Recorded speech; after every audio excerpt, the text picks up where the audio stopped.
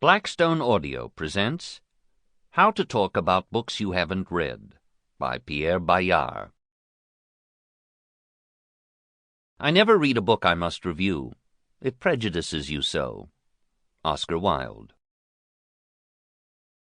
Preface.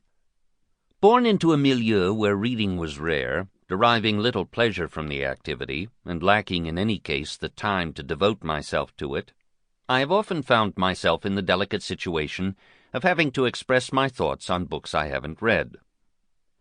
Because I teach literature at the university level, there is, in fact, no way to avoid commenting on books that most of the time I haven't even opened. It's true that this is also the case for the majority of my students, but if even one of them has read the text I'm discussing, there is a risk that at any moment my class will be disrupted, and I will find myself humiliated. In addition, I am regularly called on to discuss publications in my books and articles, since these for the most part concern the books and articles of others. This exercise is even more problematic, since, unlike spoken statements, which can include imprecisions without consequence, written commentaries leave traces and can be verified.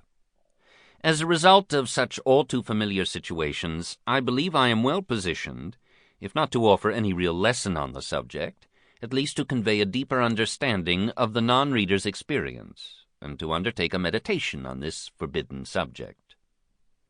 It is unsurprising that so few texts extol the virtues of non-reading. Indeed, to describe your experience in this area, as I will attempt here, demands a certain courage, for doing so clashes inevitably with a whole series of internalized constraints.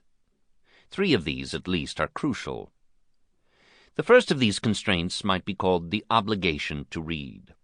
We still live in a society, on the decline though it may be, where reading remains the object of a kind of worship.